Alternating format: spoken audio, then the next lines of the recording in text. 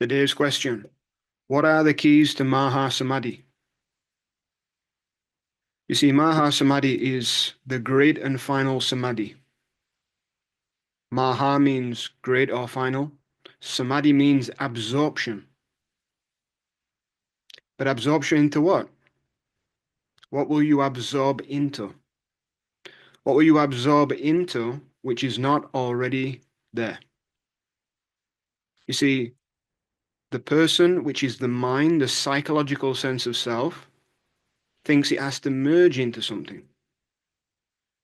But as you start to see the truth of what is actually there, you see that this psychological self is really a phantom. It's a mirage, something that appears to be occupying the space. Through that belief, through that knowledge, you think, oh, I am separate, I must become one, I must become absorbed into the one. But actually, the one is already there. That one universal intelligence is already present. It is just that there is one thought believing another thought. So what makes you think that you're not already free? What makes you think that freedom is not already the case?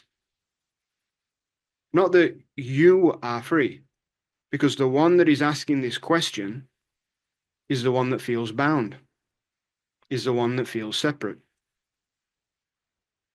It is a self-believing illusion, a self-created mirage.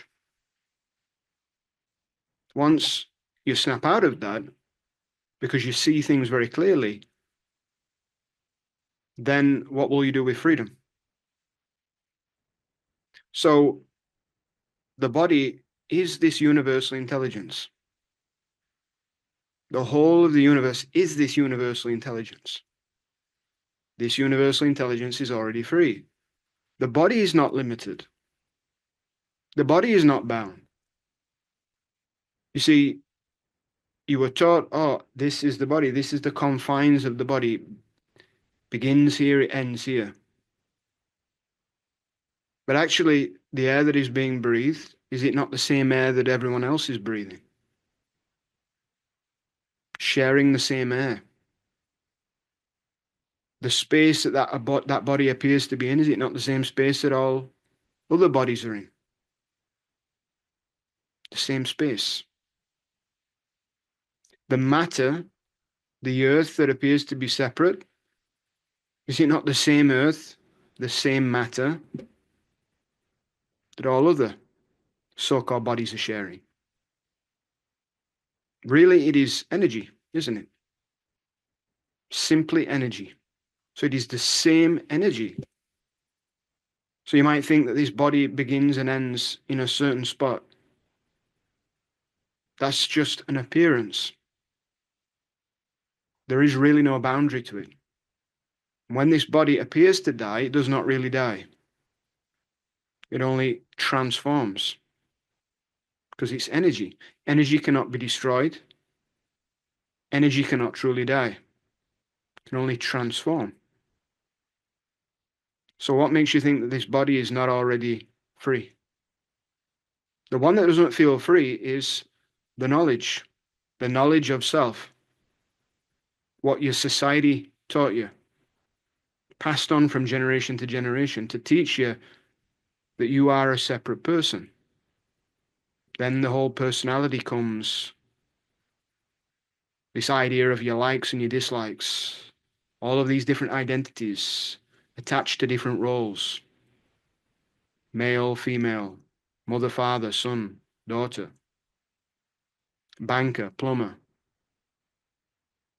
All of these identities come, which are simply concepts. So when you see through the mirage of that, then what is left? There is just that universal intelligence. And that body is the universal intelligence. Not separate. One with, one as the universal intelligence. So when the mind is not thinking it has to get somewhere or merge with something, actually, it is already that. The universal intelligence is already whole, is already complete, is already absorbed in itself, in a sense. Just is itself. So then, what does that mean about freedom? It means that the idea, the knowledge that you're not free is what must go.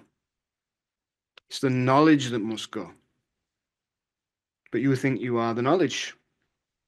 The whole identity is born out of that knowledge. Memory, information, passed on. Turns you into something that feels artificial.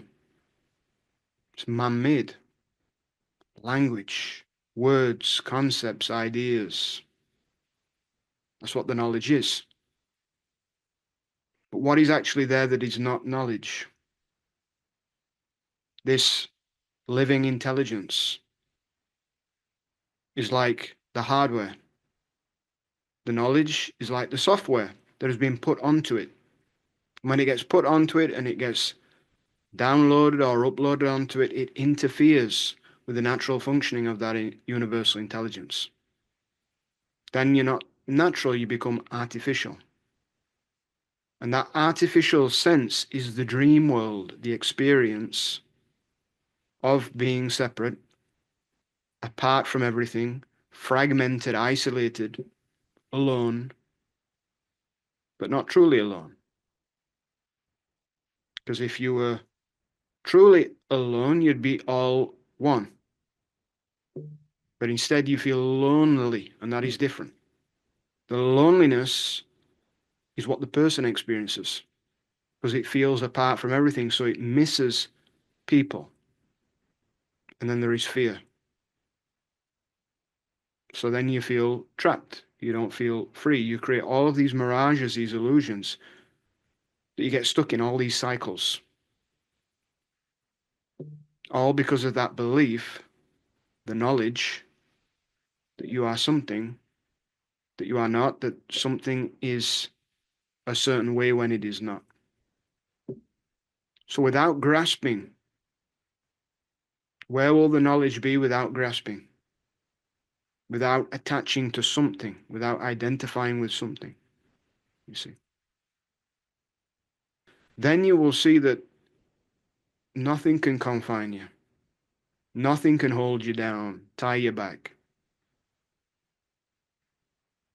Because you've been actually in a room that appears like it is a prison and is like bars on one side, but on the other side behind you, there is the vast space and expanse of the whole universe. And all along you were never really trapped. You only thought you were trapped. You only believed you were trapped. You only felt as if you were trapped.